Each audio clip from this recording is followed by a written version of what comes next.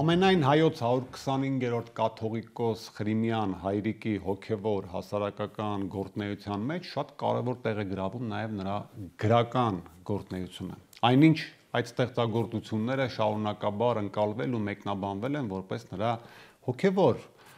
գործունեության շարունակություն, այնինչ դրանք շատ կարևոր եւ հետաքրքիր ստեղծագործություններ են եւ նաեւ կարևոր տեղ ու դեր ունեն հայ գրականության պատմության մեջ։ Գրականության Ղրիմյան հայրիկի ֆենոմեն այսօր զուգահեռ կփորձենք հասկանալ գրականագետ Հայկ Համբարձումյանի հետ, ողջույն Հայկ։ Երբ որ մտածում էի ֆենոմենի մասին, մեկ էլ հանկարծ ինձ բռնացրեցի այն մտքում, որ ինչու ենք զարմանում, որ կաթողիկոսը նաև հսկայական, կարելի ասել գրական ժառանգություն ունի, չէ՞ որ մեր ամբողջ միջնադարի բոլոր մեր գրողները, պատմիչները, բանաստեղծները հոգևորականներ են եղել։ Դե, ինչով է զարմացնում այս դեպքում Ղրիմյան հայրիկը, երբ որ իմանում ենք նա նաև լուրջ գրող է, ըստ ամենայնի։ Մինչ զարմացնելը իհարկե հիանալի է այս հնարավորությունը, որ հնարավորություն կա խոսելու Ղրիմյան հայրիկի գրական ուրեմն գործունեության մասին եւ գրական ստեղծագործությունների եւ նաեւ մեր սեղանն է Վարդան Դևրիկյանի Վասպուրականի արծիվը հայ գրականության անդաստանում ուշագրավ մենագրությունը, որտեղ այս բոլոր հարցերը քննարկվում են։ Ես էլ երբ ընթերցեցի գիրքը, ինձ համար շատ բաներ բացահայտվեցին, որովհետեւ Ղրիմյան հայրիկի պապիկը եւ թորնիկը ծանոթ էր ինձ, հրավիրական Արարատյանը ինչ որ չափով ծանոթ էր, բայց էլի ինչ որ բաներ կային եւ այն մանրամասնություններ կան, որոնց իհարկե անդրադառնալու հնարավորություն չէր եղել եւ նաեւ հնարավորություն չէր եղել ցավոք դիտելու սրանք որպես գրական ստեղծագործություններ, որոնք կարևոր դերակատարություն ունեն հայ գրականության պատմության մեջ։ Օրինակ մենք նախորդ հաղորդումներից մեկում քննարկում էինք երկու հաղորդման շրջանակում քննարկում էինք Անի պատկերի հայ գրականության մեջ այս ընկալումների եւ արտահայտության մասին եւ այնտեղ օրինակ շեշտեցինք Խաչատուր Աբովյանի անունը որպես այս թեման բարձրացնող, բայց մենք տեսնում ենք, որ մինչ Վերք Հայաստանի հրատարակությունը 50 կամ 51 թվականին 1800 լույս է տեսել Հրավիրակ Նարատյան, որտեղ հերոսները ճանապարհորդում են Անի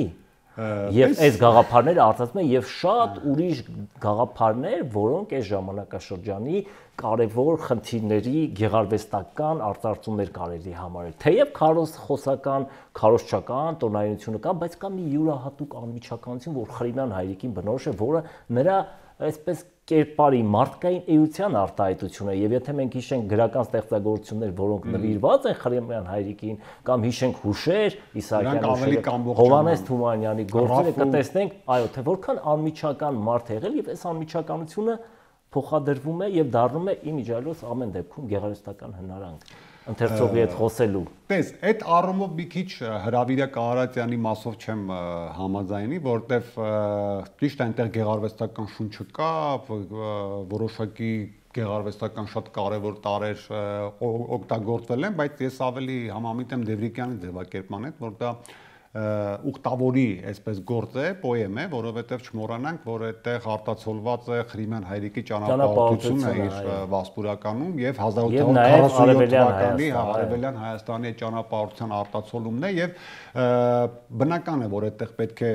անի լիներ, ես չեմ կարծում, թե մենք մեր նախորդ քննարկումներում շատ ենք սխալվել, չեմ կարծում շատ ենք սխալվել, այլ ինչու, որովհետև այդուհանդերձ որպես գրականության փաստ, որպես գրականություն ստեղծող, կարծում եմ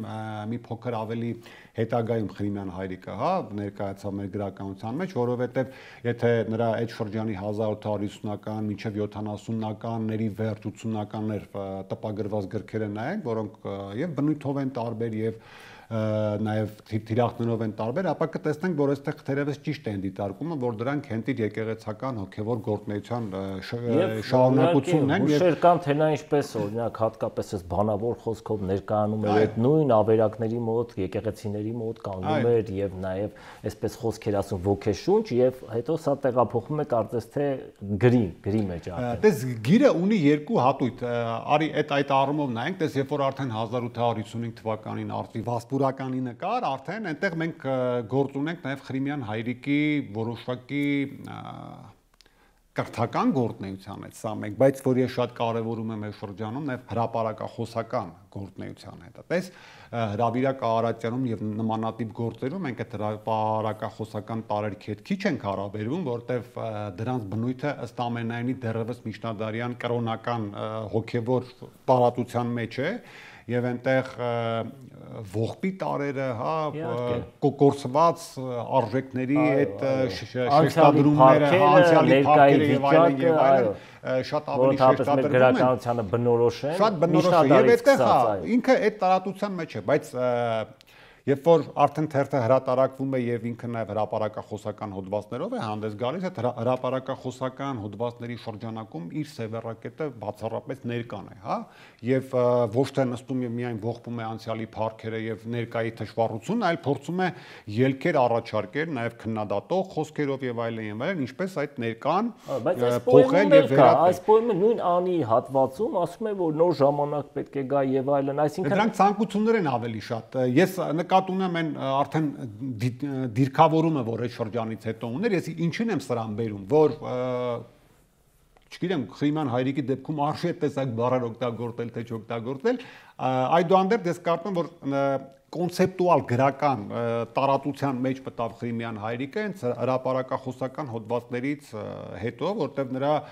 գրականությունը, նրա ստեղծածը, լավ այս դեպքում սկսեց հետապնդել ոչ միայն այդ իր գործունեությունը ինչ որ առումով լրացնելու նպատակ, ինչ որ խնդիրներ ըստ հարկի բարձրաձայնելու նպատակ, այլ նաև լուծում էր զուտ գրական հարցեր։ Ես սա ուզում եմ շատ կարևորել ու շեշտել, ես կարծեմ տարբեր առիթներով ասել եմ մեր զրույցներում, միշտ այդ փաստի վրա ժամանակին ուշադիր եմ եղել եւ ինչ շատ զարմացրել էր համապատկեր արևմտահայ գրականության մեջ շատ քմահաճ, խիստ, ամեն բան չհավանող Հակոբ Օշականը մի մեծ գլուխ է հատկացրել Խրիմյան հայրիկի գրականության վերլուծությանը։ Իհարկե այնտեղ կարևոր շեշտադրումը Պապիկ եւ Թորնիկ գործն է, որին դեռ կարադառնանք իր բնույթով չափազանց հետաքրքրական մի գործ, բայց Հակոբ Օշականը այստեղ Խրիմյան հայրիկի տեղադրությունը համապատկերի մեջ ոչ միայն նրա գիտեմ հոգևոր կարևոր գործունեության առումով է գնահատել, իհարկե կար այդ պաշտամունքը, կար այդ խոնարհումը, ոչ միայն նրա այդ կրթական գործի կարևորության գնահատումով է առանձնացրել, այլ նաև նախ եւ առաջ հաշվի առնելով գրական փաստերը։ Երկու շատ կարևոր հանգամանք կա, որ Հակոբ Օշականը շեշտում է, առաջինը բնորոշ է գրականության պատմության ընթացքին, որտեղ 1890-ականներին արևմտահայ իրականության մեջ հանրայդ փաստը ձևավորվեց գավառական գրականություն ուղղությունը, որը հետո դարձավ նաև գրական հոսանք եւ դրա շատ կարևոր ներկայացուցիչներ նաև դարաշրջին եղան, Թլկապինցին, մյուսները, ահա դրա հիմնադիրը ըստ ամենայնի Խրիմյան հայրիկն է, ոչ միայն ընդգրկած նյութով, այդ նյութի տեղանքով, այլ նաև մանրամասներով, նաև գրականության ոճով։ Սա որպես գրականության փաստ, մյուս կարևոր հանգամանքը Հակոբ Օշականի ամենակարևոր այսպես շեշտադրումներից մեկն էր գրականության առանձնացման համար, այդ ցեղային ոգու ավազանի ընդգրկումն է։ Իսկ մենք նրանք ովքեր կարդացել են Պապիկ եւ Թորնիկը, ապա այդ տարբեր գլուխների այդ շեշտադրումների մեջ ամենակարևորը այդ երևույթների պահպանումն է։ Մեր ազգային էության ինչ է բնորոշ, որը հրավիրակ Արարատյանում էլ կա։ Եվ ելի մի կարևոր հանգամանք, այ մենք միշտ ասում ենք, ելի խոսել ենք Խաչատուր Աբովյանի Վերք Հայաստանում, Աբովյանը ուրեմն գծում է այդ հայրենիքի սահմանները եւ ականաքերում ապրող մարդու համար կամ Արևելյան Հայաստանի համար բացահայտում է օրինակ անին։ Իսկ մենք տեսնում ենք հակառակը այստեղ, այսինքն Վանում ապրող Արևմտյան Հայաստանում ապրող մարդու համար բացահայտում է Արևելյան Հայաստանը եւ այն բոլոր կետերը հոգեվոր խորհրդանշական կարևոր դերակատարություն ունեցող կետերը Էջմիածինը, Վաղարշապատը, ուրեմն Անին, էլի ինչ որ վայրեր, որոնք կան, այստեղ որոշակի սահման է գծում փաստորեն, որոշակիորեն եւ ցույց է տալիս այդ հայրենիքի գոնե մասնակի սահմանները, լավ, այսպես ասած։ Երկրորդը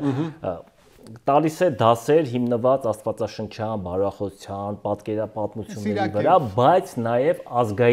ազգային բաներն է բերում կապված հենց այս վայրերի, սրբությունների, տաճարների, եկեղեցիների, այսինքն այս հայրենագիտության դասերը, որ տալիս է Խրիմյան հայրիկը, միաժամանակ այդ հայրենիքի եւ ազգային ինքնության պատկեր են գծում այդ Օշականի առանձնացած տոհմիկ բանը, որը իհարկե ավելի պարզ, մատչելի,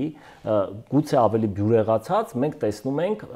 Պապիկ եւ Թորնիկում, բայց այստեղ արդեն այդ սաղմերը հրավիրակն Արարատյանում կան։ Իհարկե կան, իսկ նաեւ Դրախտի ընտանիքում էլ կան իհարկե։ Իհարկե։ Տես, մի շատ կարևոր բան կա, միշտ ուզեցել եմ այսօր երևի առիթն է դա անել։ Ղրիմյան հայրիկին զուգադիր դիտարկել Խաչատուր Աբովյանի հետ։ Հա, եւ սա, չգիտեմ, տարբեր պատճառներով գուցե չի արվել։ Ամեն դեպքում հիշենք, որ Աբովյանի գործունեությունն էլ ամենասկզբից հոգևոր գործունեություններ եւ Խաչատուր Աբովյանը նաեւ հոգևորական էր եւ գիտենք, որ Դորպատից հետո հայ հոգևոր կոչումից հրաժարվեց եւ սկսեց ապրել աշխարհի կյանքով, բայց գործունեության էությունը շատ նման է։ Տես դու շեշտեցիր, որ հրավիրակ Արարատյան ավելի վաղ է լույս տեսել, քան Խաչատուր Աբովյանի վերք Հայաստանին, բայց տես այնտեղ հարցադրումների, բարձրացած խնդիրների տեսանկյունից այս երկու գործերը այնքան հարազատություն ունեն, որ եթե Աբովյանը ավելի վաղ անհետացած չլներ, կմտածեինք, որ կարդացել է հրավիրակ Արարատյանը, հա, կամ եթե ավելի վաղ տպագրված լիներ վերք Հայաստանին, կմտածեինք, որ Ղրիմյան հայրիկը կարդացել է անպայման հետո մենք տեսնենք Ղրիմյան հայրիկի աշակերտ Գարեգին Սրվանստյանցի ստեղծագործության դեպքում։ Այդ տեսնում ենք, հիմա տես, այստեղ էլ մի հետաքրքիր կարդացել էր Աբովյանը։ Հաստատ։ Այս փոխանցումները կան ամեն դեպքում, տես նաև Արթան Դեբրիկյանը մեր ուշադրությունը հրավիրում է այն փաստին, որ սովորաբար մենք երկրորդ հիշատակությունն է Ղուկաս Հինչիչյանից հետո համարում ենք Սրբանձտյանցին, բայց ահա Արտվի Վասպուրականում դժվար եմ արտասանում, էլի թերթի անունը։ Արդեն իսկ կա հատված, հա, Մհրի դռանը վերաբերող, որը ըստ ամենայնի մեր էպոսի երկրորդ հիշատակությունն է։ Այս առումով էլ մենք Ղրիմյան հայրիկի ահա գրական գործունեության մեջ տեսնում ենք այդ ընդգրկումների եւ բազմազանություն եւ մեծություն, բայց միևնույն ժամանակ նաեւ հարցադրումների կոնկրետություն, որտեղ գրականության կայացման եւ գրականության փաստի մի շատ կարեւոր դետալ որն է, որ գրողը ունենա նպատակների, թիրախների, հա, կոնկրետություն, ունենա իր այն գաղափարների շրջանակը, որը միտված է իր ստեղծագործությունը դրան, այսպես ասած, հագուրտ տալու եւ այդ առումով էլ որպես գրական փաստ ամբողջության մեջ Ղրիմյան հայրիկի գրական ժառանգությունը իսկապես պատկառելի է դառնում, մանավանդ որ եւս մի շատ կարեւոր հատկանիշ ունի Ղրիմյան հայրիկի գրականությունը, դա պայմանավորված էր եւ իր գործունեությամբ եւ անձով, նաեւ ամենայն հայոց կաթողիկոս լինելու փաստով, որ շատ ազդեցիկ էին, շատ տարածված, շատ ընթերցված եւ նրա ստեղծագործություններում արտարված գաղափարները իսկապես կարեւոր հետք են թողել եւ պատահական չէ որ մեր գրականության ամենաիսպես ծրագրային գրողներից մեկը, եթե ոչ ամենածրագրայինը, Ռաֆին, իր ստեղծագործության մեջ եւ այլ առիթներով շատ մեծ տեղ է հատկացել հենց Ղրիմյան հայրիկի կերպարին, չմոռանանք կայծեր որովհետեւ նաեւ վստահաբար ազդեցություն էլ կրել է, որովհետեւ այդ նույն ուխտավորական կամ ուղեգրական ճանապարհորդական վեպեր ունենք եւ օրինակ մենք շատ առիթներով կրկին Խաչատուր Աբովյանին ենք համարում այս վիպական շարժման այսպես կարապետը, բայց շատ բաներ կան, որոնք նույն Ղրիմյան հայրիկի ստեղծագործության մեջ կարող ենք տեսնել տարել։ Եվ այսինքն այստեղ ամեն դեպքում եւ գաղափարական քո նշած նպատակադրումը եւ էլի ինչ գաղափարների արտարծումներ, գեղարվեստական պատկերներ, բան մեզ տանում են դեպի գրականություն։ Ոչ մենք տանում են այլ հետաքրքիր փաստ, մենք շատ ենք վերլուծել Աբովյանի կերպարը, հեղինակի կերպարը, այստեղ ուղղակի առանձին կերպարներ, գուցե օրինակ հրավիրակն Արարատյանում չկան, որոնք կարող էին այլ ավելի լիարյուն կերպարներ չկան, որոնք կարող էին Թորնիկում այդ բոլոր բացրել լրացնում է, բայց այստեղ Ղրիմյան հայրիկի գրականությունը նաև ինչով է հետաքրքիր, որ գուցե շատ խոր ուսումնասիրության դեպքում վերաձևակերպի մեր գրականության պատմության մեջ ամրագրված շատ փաստեր, հատկապես գրական ավանդույթի տեսանկյունից, ժառանգորդական շղթայի տեսանկյունից, որոշ ժանրերի, պատկերների, թեմաների սկզբնավորման տեսանկյունից, որովհետև դա մենք կապել ենք երբեմն այլ երևույթների հետ, այլ անունների հետ, բայց նույն Ռաֆու ստեղծագործության օրինակով կարելի ասել, որ տերմինների, ժանրերի առումով շատ բան կա, ուղղակի ներշնչված կամ վերցված ուղղակի, արիչ խուսափենք Ղրիմյան հայրիկի գրականությունից եւ այդ առումով նաեւ մի հետաքրքիր զուգահեռել տանենք 1876 թվականի Վանի խոշոր ըրդեհներից խոշոր ըրդեհը, որը մեծ ավերածություններ գործեց եւ գրեց Վանգույժը, հա, եւ հետո արդեն ռուս-թուրքական պատերազմի շրջանում նրա վերնագիրը մոռացա այս պահին Հայգույժը, որոնք եթե դիտարկենք արդեն Ռաֆու ստեղծագործության պարագծում կտեսնենք հետեւյալը, որ Դրանք ստեղծվել են մի շրջանում եւ երբ որ Ռաֆին նոր անցնում էր իր ծրագրային քաղաքական վեպերին, հա, եւ դրանցում բարդացված հարցերը հատկապես լուծումների տեսանկյունից ես կարծում եմ, որ շատ խոշոր եւ չխուսափենք նշանակալի ազդեցություն են թողել Ռաֆու այդ ծրագրային վեպերի կերտման վրա։ Ես իհարկե կցանկանայի, մենք շատ խոսեցինք գրափարը իհարկե Հրավիրակ Նահարատյան մի հատված կարդալ օրինակ, այս հայրենաճանաչողության հետ կապված Ելեք մանկտիկ արտամետու, ելեք հասակի հայոց ձոր, հասպարես հաղթողական, մեր ջուցազնի մերոմ հայկյա, գոր ու ոգվույն ամբարտավան, լեար արքերիչ արշաբանացն, եւ տեղին հոր հավառյալ սիրտն կորովույն քաջագանգուր եւ այլն եւ այլն։ Այսինքն տեսնում ենք էլի որոշակի այսպես պաթետիզմով, այս պատմության ներկայացումը, վերապատմումը եւ նաեւ այս ժամանակաշրջանը, այսինքն սրանք հստակ դիդակտիկ, դաստիարակչական, ուսուցողական նպատակ հետապնդող գործեր են, որովհետեւ ինչպես Աբովյանի դեպքում, այ Աբովյանը գալիս է եւ տեսնում է մի մեծ դաշտ, ինչպես խոպան դաշտ գաղափարների, բարոյական, չգիտես ինչ կրթության ընդհանրապես, դաստիարակության եւ այլն, եւ դա ինչպես լրացնի եւ փորձում է օրինակ վեպի միջոցով այդ ամեն ինչը ամբողջացնի, թեև էլի վեպի մեջ չի կարողանում այս ամեն ինչ տեղավորել։ Հիմա նույնը մենք տեսնում ենք նաեւ Ղրիմյան հայրիկի դեպքում եւ օրինակ Դրախտի ընտանիքում նա արդեն զուտ ամուսնու եւ կնոջ հարաբերություն, ընտանիքի ընդհանրապես այս ինստիտուտին է անդրադառնում, դրա կարեւորության, այսինքն սրանք շատ կարեւոր խնդիրներ են, որոնք լուծում են եւ այսպես ասած կենցաղային խնդիրներ, բայց նաեւ հայրենիքի հայկականության, հայ էության ընկալման, այսինքն ով է հայը, այդ տոհմիկ բանը, որն է հայի էության, որն է հայի էությունը, լինել աշխատասեր, հետո այս ամեն ինչը պապիկ եւ թորնիկով, լինել աշխատասեր, առաքինի, ազնիվ, ընտանիքը եւ մեծահասակներին հարգող, ամենական ազնիվ, գործունյա, ուրեմն չծուլանալ, շատ ուրիշ եւ բարոյական շատ կարեւոր ուղերձներ այստեղ կան, որ մի կողմից գալիս են Աստվածաշնչից, իհարկե ընդհանուր բարոյական պատկերացումներից, բայց միաժամանակ կերտում են հայի իդեալը, այն կերպարը, որը եւ նաեւ Ղրիմյան հայրիկը իրեն բնորոշ է անմիջականությամբ, պարզ արտահայտության ձևերով, բայց նաեւ որոշակի քնարականությամբ, զգացմունք, այ որ հիշում է Վարագա բանկում ինչ էր անում, հարիսային պատրաստում եւ այլ, այս